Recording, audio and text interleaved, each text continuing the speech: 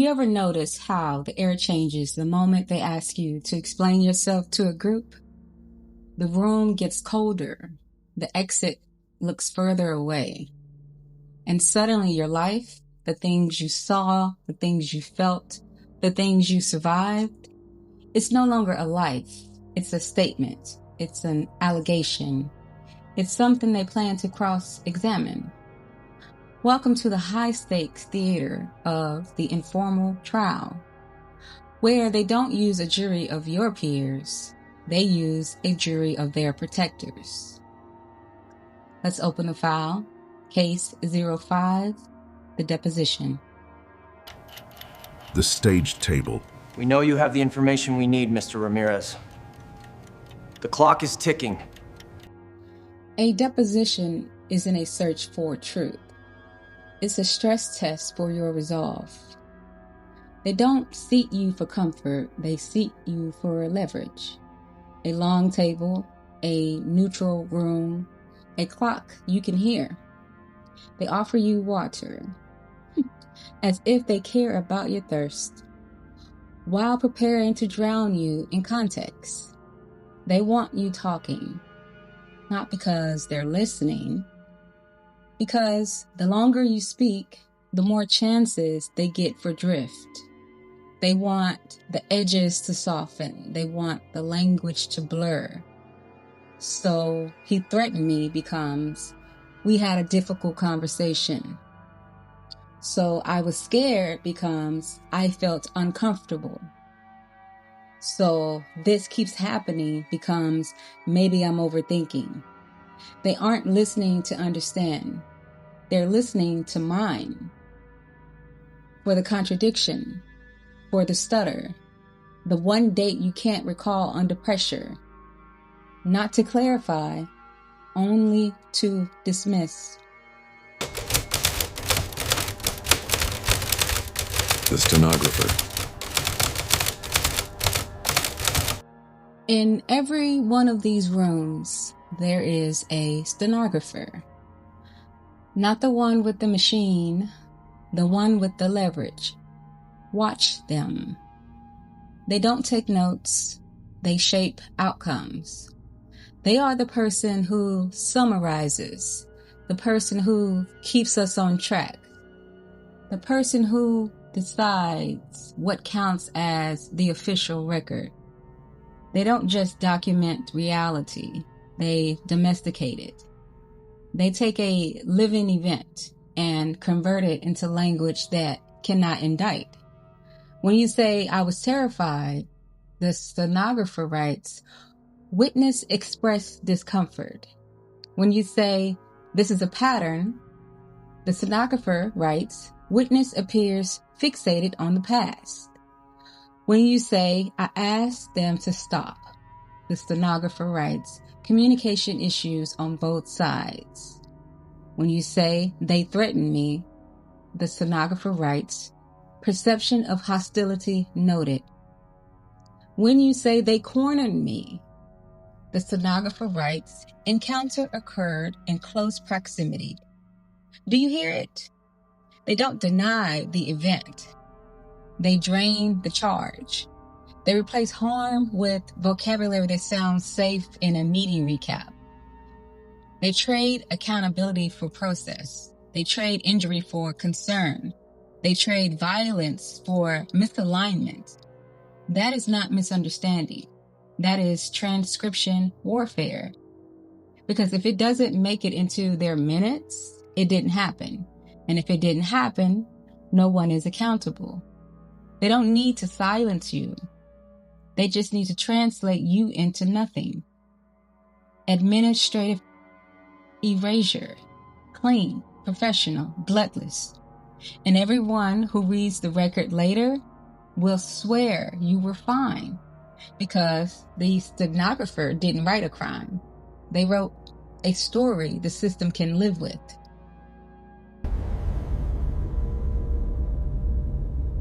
The rules of discovery, selective blindness. In a court of law, you get discovery. You get to see their cards. In a toxic system, Discovery is a one-way street. They don't investigate to find truth. They investigate to find leverage. They demand your phone, your messages, your reasons for being difficult. They want your chronology so they can edit your causality. They want your childhood, your stress level, your private thoughts. They ask you to perform vulnerability in a room that weaponizes it. But ask for their record. Ask for the meeting they had before you arrived. Ask for the group chat where they rehearsed the narrative. Ask for the emails where they joked about your sensitivity. Ask for the policy they selectively enforce. Ask for the prior complaints that look exactly like yours. Suddenly, the record is privileged. The server crashed. The memory faded. Suddenly, it's confidential. Need to know. Protecting privacy. Notice how privacy only exists when it protects them. Their history becomes a locked vault. Your history becomes a public park. They want your transparency so they can keep their opacity. They want you visible so they can fully stay undocumented. And once you are fully documented, they can misquote you forever. The evidence exhibits A to F. Let the record reflect. We are not dealing in vibes. We are dealing in exhibits. Not feelings, not impressions, artifacts. Exhibit A, the written trail. Text, timestamps, screenshots. The apology that arrives only after impact. The I didn't mean it like that. That arrives only after the witnesses. Exhibit B, the witness coaching.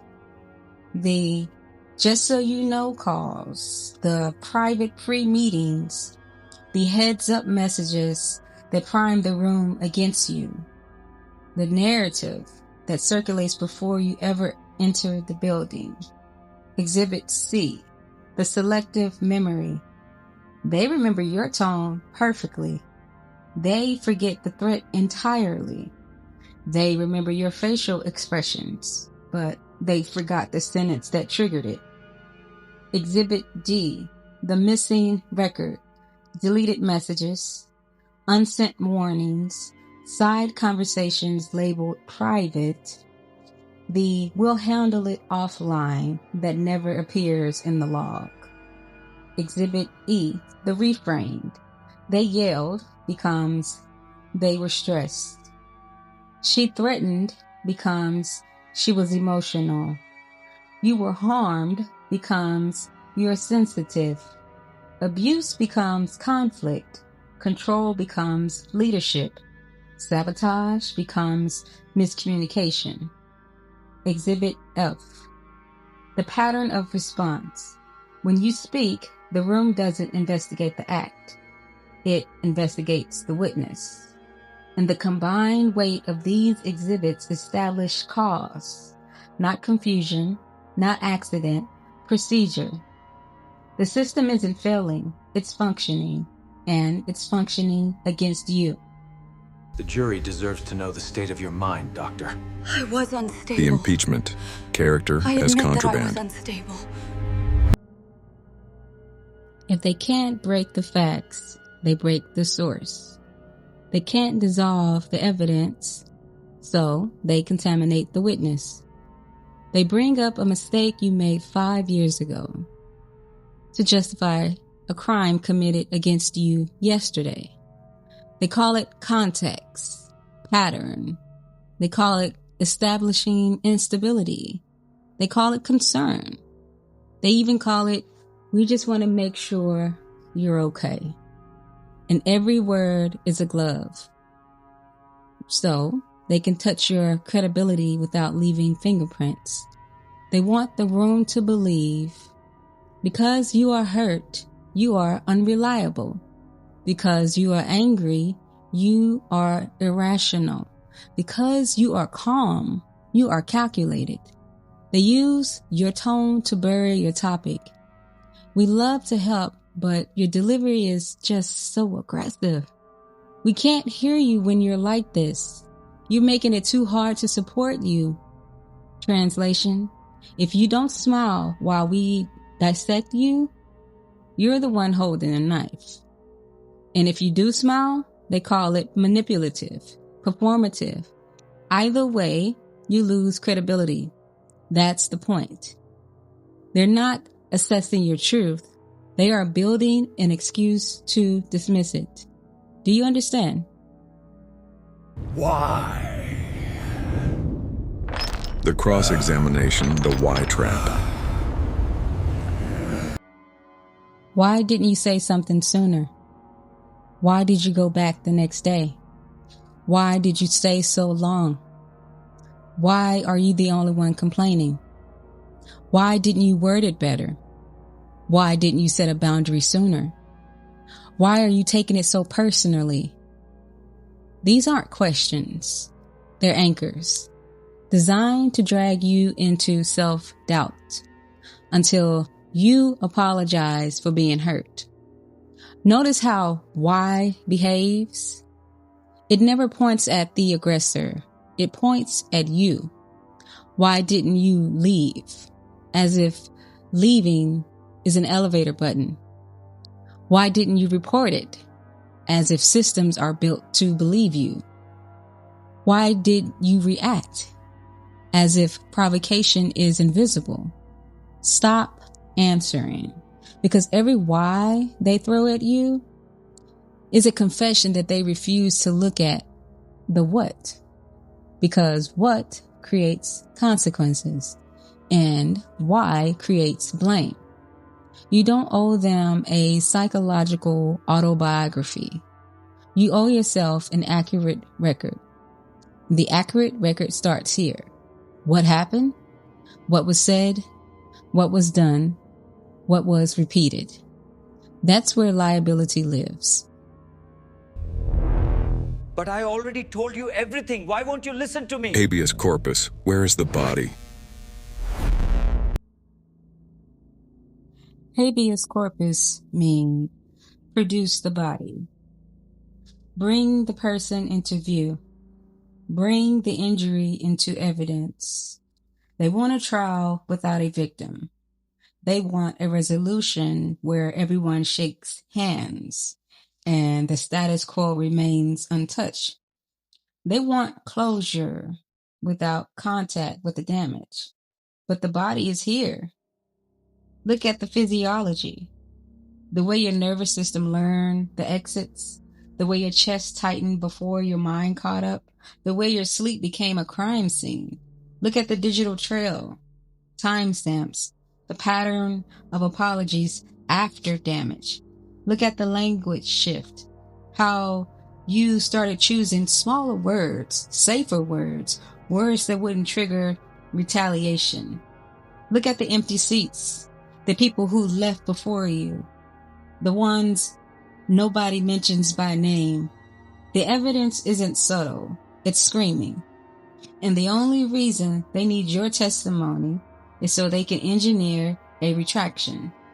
Because if you retract, the record clears itself. No crime, no consequence, no accountability. Just complicated, just misunderstood, just we did our best. But the body knows what happened, and the body is not a rumor. Withdrawing consent. Let's close this properly. This is not a conversation. It's an adversarial proceeding disguised as concern. The proof is in the procedure. When you described harm, they did not investigate the act. They investigated the witness. When you asked for accountability, they offered context. When you asked for safety, they offered tone. They did not request facts. They requested fatigue. Because Exhaustion creates contradictions. Contradictions create doubt. Doubt clears the defendant. So here is the motion. Motion to withdraw testimony from bad faith court. Not because your truth is weak, it's because their process is contaminated. You do not keep speaking in a room that has already decided what your words mean.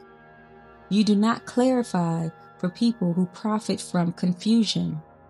You do not negotiate your memory in a venue that edits it in real time. Your testimony is evidence, and evidence requires chain of custody. So you preserve it. You stop giving them new material to distort. You stop donating language to be weaponized. You state one sentence, then you end the hearing. I'm not participating in this process. I'm not available for group adjudication. My decision is final. Then you leave the record exactly where it belongs, with you. The gavel, the false adjournment. And they would try to end it with a gavel. Not a wooden gavel, a social one. We're done talking about this. Let's move forward. This is resolved. That's not closure. That's containment. Because a gavel isn't truth. It's authority. And when they try to defeat your facts, they will borrow authority to overwrite them. They'll call it final, so you'll doubt yourself. They'll call it peace, so you'll feel guilty for resisting.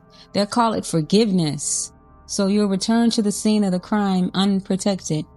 Listen, a false gavel doesn't close a case. It only closes your mouth. And if their peace requires your silence, then their peace is evidence of wrongdoing. Because innocent systems don't need witnesses erased. You understand?